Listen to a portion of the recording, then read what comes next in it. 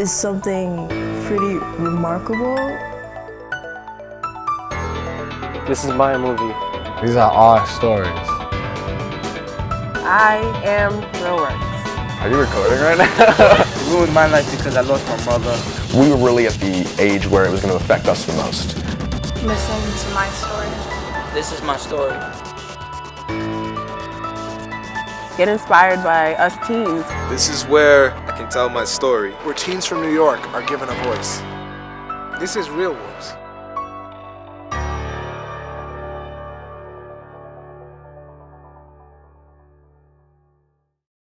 Welcome to Real Works. I'm Byron Hurt. This week on Real Works, we take a look at New York City through the eyes of its youth. Our first filmmaker this week is Nagesti Contave. Welcome, Nagesti. Hi, Byron. So you've taken on one of the most controversial issues facing Brooklyn right now, gentrification. How has this issue affected you personally? Well, I've lived in Bed-Stuy my whole life, and my family were being looked at being evicted, and so it definitely hit home, and I was just like, well, this isn't right, that the place that I was really comfortable in, the place I had lived in for close to 10 years, wouldn't be my home because of this neighborhood changing. How did you see your community change, and as it was changing and evolving, how did it make you feel, living in the community? I noticed my community changing a few years back. At first it wasn't a big issue to me, it was just regular, but then I started asking questions about why, and so I had to grow and understand what was really happening, and it wasn't just about me. What lessons have you learned from this experience? After making the film and exploring the topic, I realized that the issue isn't really plain and simple and cut and dry, and that everyone has a side, and it really is up to us as a community and our lawmakers to create a solution that keeps a balanced community with not one overtaking the other. And how have audiences responded to your film? My film, I feel, has been responded to really well. It's created a lot of discussion in the community, and it's going to be featured in a series of talks between new members of the community and existing members to try and come to some sort of peace and understanding. Well, congratulations, Nagesti. Let's take a look at Bed-Stuy, Do or Buy. I'm not leaving. You're not leaving. So your house is not for sale. Oh no. And they come constantly with the little handwritten notes and knocking on the window, offering to pay all cash. I'm not selling. They don't know nothing about Bed-Stuy, you know what I'm saying? They don't know, and a lot of the young people now who see the whole image of hip-hop, cool, and they can actually come and live where this culture develop, evolve, and their parents can afford to buy this brownstone.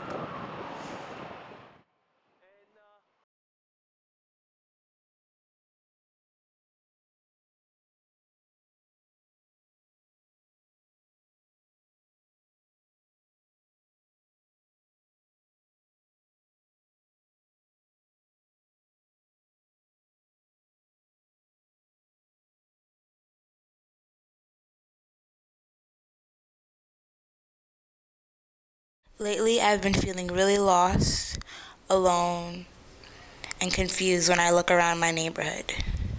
It's like my community and my memories are for sale.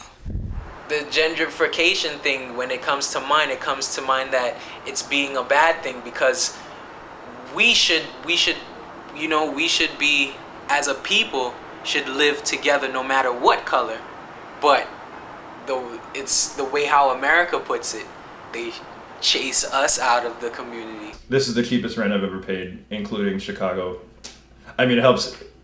Like, I'm living with my girlfriend, so that obviously saves. But I pay $350 a month plus like $50 for utilities. So this is yeah. I'm the envy of everyone I know.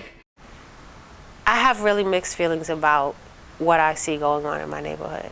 And I don't necessarily think that gentrification is the answer to make it all better. What happens with gentrification is the municipal services improve, but that doesn't necessarily mean that the people are better, but the services provided to people are better.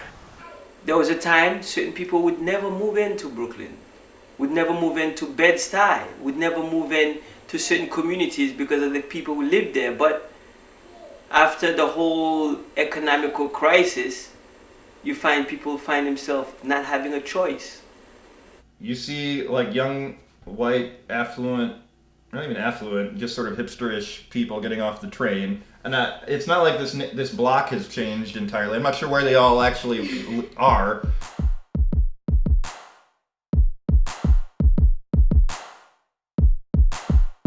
I love Bed-Stuy. I love the community. We walk around and like you can say hi to your neighbor and they know who you are, and you go to the hair salon around the corner and your grocery store is up the block and they sell the kind of food I want. My family, we've moved from one area in Bed-Stuy to another area that's practically in Bushwick because our landlord kept on raising the rent. Where I live now, it's kind of uncomfortable, you know, kind of far and removed from all the trains and just distant and lonely. So what do you think about this neighborhood? I like it a lot. There's always, things going on. It's fun. I feel safe. I have a lot of friends around. Have you lived here long? About 5 years. Oh wow, a long time. My grandparents bought that house with my grandfather's hard-earned money as a mail carrier for the United States Postal Service in 1941. The only way I'm leaving that house is if I have to for some reason that I can't even imagine. That house will be in the Nagesti name forever if I have anything to say about it. Hi. Hi. So what do you think about this neighborhood? I love Bed-Stuy.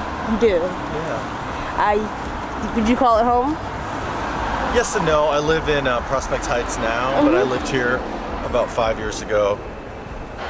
Do you think there's a solution to the problem of gentrification where both sides compromise and work together? If gentrification is you pushing somebody out of their, trying to push somebody out of their community so you can live there, I don't find there's a compromise, but there is a solution, just you stay in your community. I really just want to have a blended community where everyone can live and everyone can be together and peaceful. It's like we're segregating ourselves, and it kind of sucks. People can live together. People can live together, but people have to decide to live together of their own will, not because they are schemed into it or forced into it. I would like to see our neighborhood continue to grow and improve, but I don't want it to grow and improve at the cost of its culture, at the cost of its history and legacy. In Bed-Stuy, it's definitely a far richer history that's already existing at the place. Like I guess they say it's sort of like the Brooklyn Harlem, or like there's a rich generations of history and people own the homes and stuff. So I don't know. I feel like gentrification is going to go differently here, only because it's not people. These neighbors have just so much invested in their actual home. They've lived here for a couple of generations, and they're like grandparents and stuff.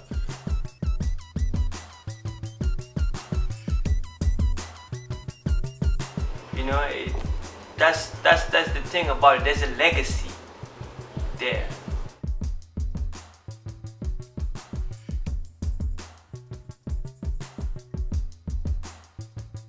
So you live in this neighborhood now? I do. I live over in Halsey Street. Okay.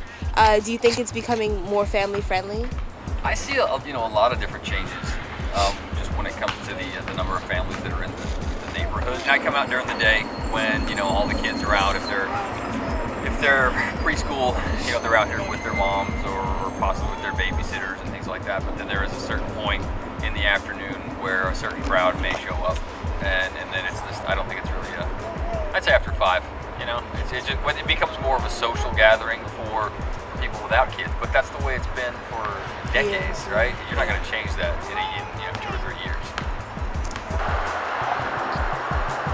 Gentrification is just another word for imperial. It's just like urban city-tized word for, you know, imperialism.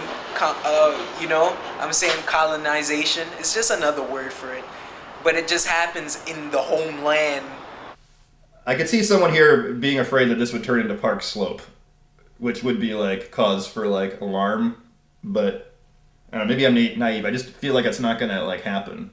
But maybe I'm naive. If only because I just feel like this community has so much like history in it. It just seems like more weird and wrong if like all this gets torn down. But I just don't know. I just don't think it's gonna happen. Just thinking about like Park Slope feels to me like zombie mother, crazy white people thing happening over there. That area that's Fort Greene / Clinton Hill was all Fort Greene when I was growing up. Just like Bed-Stuy was just Bed-Stuy, but now you cross Stuyvesant Avenue and it's Stuyvesant Heights. Give me a break.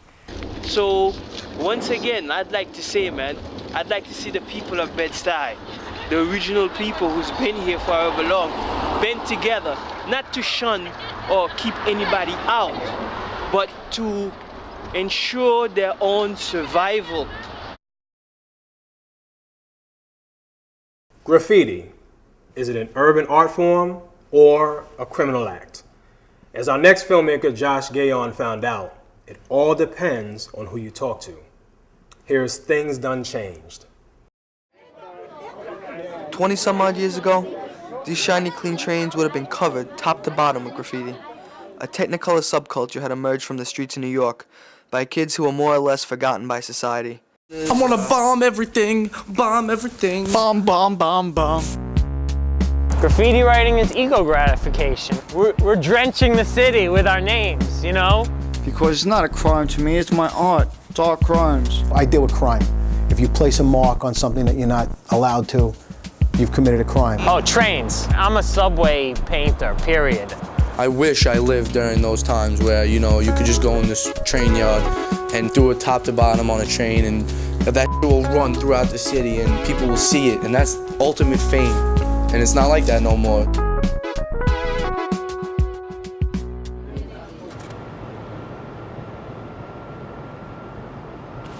When graffiti first appeared around the city, it was everywhere. It felt like a language that was being conveyed to other kids. And I was like the perfect age. I was 12 in 73, 13 in 74, and that's when I really first got the bug. And I would try to imitate what I had seen, and then it just evolved from there, where eventually I got the to go out and actually try my hand at like some kind of little tag style.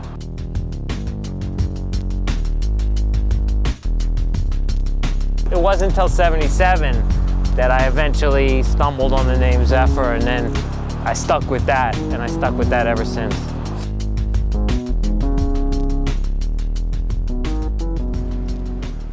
Who got me started in graffiti? Well, when I was in middle school, like 7th grade, which was a couple years ago, my boy put me on. He was like, you know, this is graffiti. I mean, I always knew what it was, but I never thought about doing it, you know? So I got a tag, I started writing, and the rest is history, you know. Mr. Mind is how I started. Yeah, and I started repping it with the markers. I'm officially a street bomber, mind games. Well, everything's about bombing now. You have to bomb. Everything's not like the way it used to be. Everything was planned out. Everything was, let's go do this. We have our sketches. We're going to go hit this train. That's how it was back then. You racked your paint, you drew your outlines during the week, and then you went and you represented your piece. You see, way back when, the graph game was completely different. Graffiti was glorified in society at the time. There was little, if any, pressure from law enforcement. Today, you get caught doing graffiti, you've committed a felony, and you'll be arrested without hesitation or mercy. Okay, you want to do the quickest thing possible when you're on the street. You ain't want to be there forever, so you're going to do something quick, and you're going to do something hot. Vandal Squad wasn't formed back then. Yeah, they had their time. nothing to worry about. Artists had their time to go creative and do whatever they wanted to do, but now, the terrorism is going on right now. It's just Osama bin Laden's full. Yeah, we can't even go near the train lines. And the enemies are outside, you know? They see graffiti as something insidious, something to do away with. The Vandal Squad, the authorities want to lock us all up. Who are the cops? The cops are nobodies. They ain't gonna do. I'll be out the next night. Wrecking it. The original Vandal Squad was formed in the early 80s. Transit Authority realized that people weren't riding the subway. One of the reasons they felt was that there was a lot of graffiti. People felt unsafe. You know, I'm asked a lot of times, you know, oh, haven't you seen graffiti that's artistic? I try not to get involved in the artistic nature of it. I'm a police officer. I'm not an art critic. Most of the officers in the unit are very immersed in the subculture. They kind of walk the walk, talk the talk. We know the language. For those of you who aren't familiar with the lingo, here goes a quick lesson. Graph is short for graffiti. Bombing is the act of going out and doing graffiti. Getting ups and catching wreck are terms for getting your work out there and known in the graph scene. Once you start getting a lot of ups, the next goal is to go all city, which is getting up in every borough and just about as far from home as possible.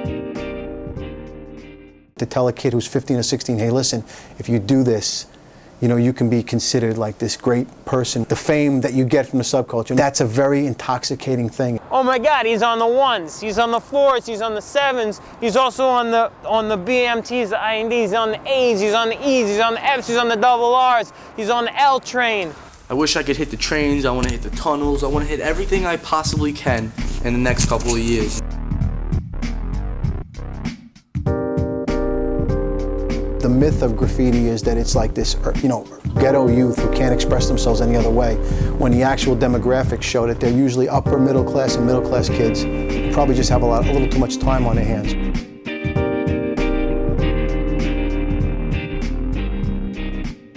Yo, you know what? What are you gonna do?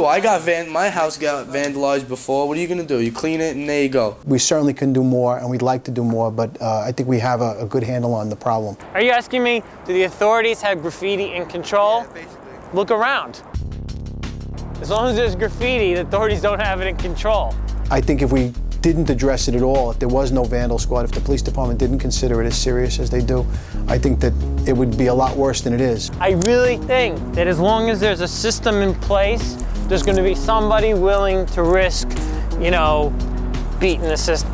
But the graph game, I gotta keep it alive, because otherwise it's gonna be dead, because it's been going on for so long. Without kids like me and Jack Zola, it's gonna be dead. I see another 30 years, you know, bring it on. Our next filmmaker, Robbie Taliaferro, explores the diverse cultures and personalities of his neighbors in Kensington, Brooklyn. In turn, Robbie gets to know himself and finds his place in this multicultural city.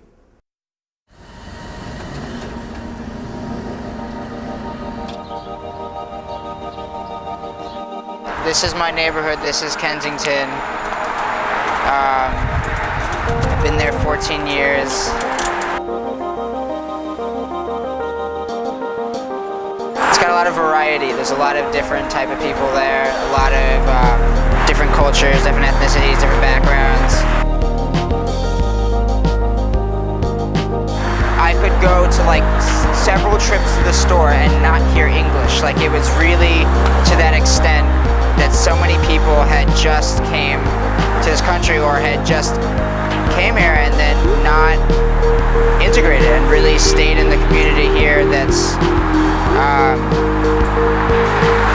you know, consistent of their own ethnicity.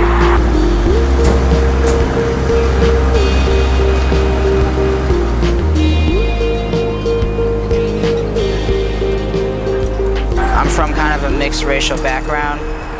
My dad has both black and white ancestry, and my mother has European Jewish ancestry. I think having gone to upper middle class private school for many, many years, I think it became harder for me to associate with the massive immigrant population in my neighborhood, and made it harder for me to relate to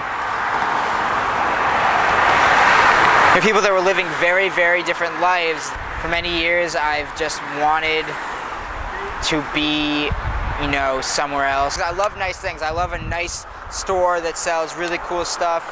Like if I had a cool, like, Apple computer store, a Chipotle, a Starbucks, a Chase Bank, a Barnes & Noble. This is the most important thing. What I like more than any of that is people. And having fun with people. I just don't have that in this neighborhood because I don't feel that sense of connection with a lot of the people. When's the last time you went in there and played ball or something? Yesterday. But I played by myself in the rain.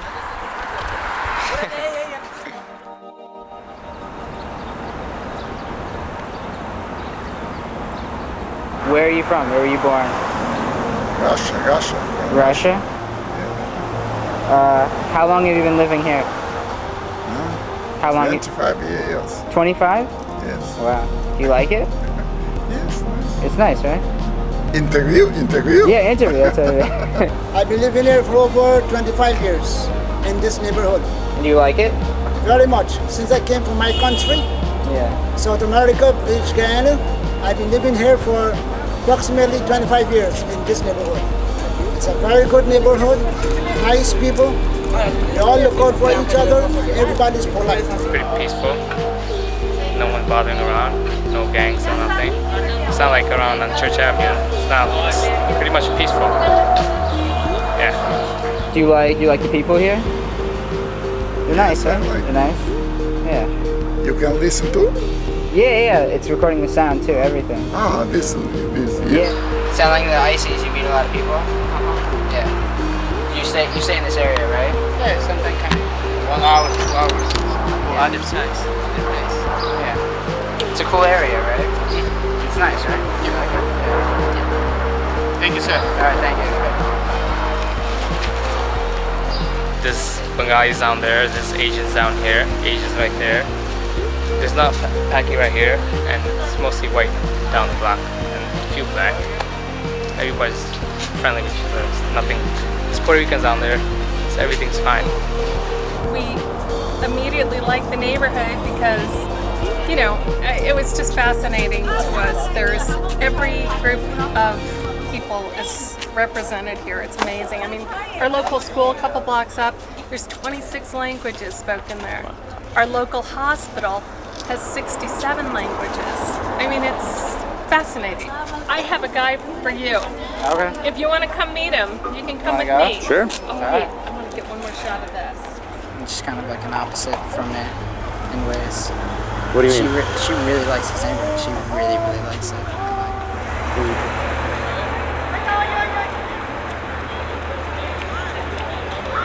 Go for it. Rodney just told me they've been doing this for 40 years. 40. I thought it was 4. Yeah, 40. Yeah, we're all Ecuadorian. Everybody's here Ecuadorian. But, you know, we start off young, a couple young kids, there's at least 3 different generations here. We all come every Friday. Every Friday, yeah, and we mix it up. We start at 6, first come, first serve. Well, I'm from Brooklyn. I'm born in Ecuador. You know, I've lived here in Brooklyn, been here since I was 2-3 years old. Well, I'm actually a couple blocks away. We're on 36th Street, I live on 45th Street. I have never been down here before, and I've never seen this. And this is crazy that this is happening, and it is really cool. Maybe my discomfort with this neighborhood is not the people, it's not the alienation of other people. Maybe it's my own alienation of them. Maybe it's just something I've grown up with, being, you know, apart from the people around me. But maybe what this is about is less about the neighborhood, but more about me, and more about my reluctance to find my place in this neighborhood and to accept this neighborhood as mine and to love it for what it is. And maybe I need to just maybe I do need to spend more time. Maybe I do need to just go play ball with some kids. Maybe I need to pick up cricket. Maybe I should play some cricket with the Pakistani kids. Maybe I should, I don't know.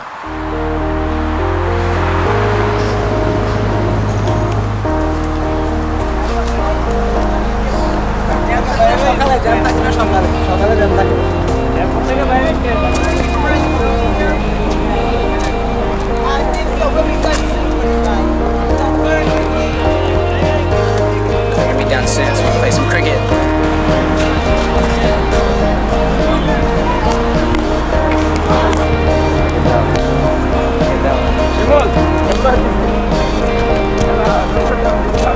That's all the win. That's home run.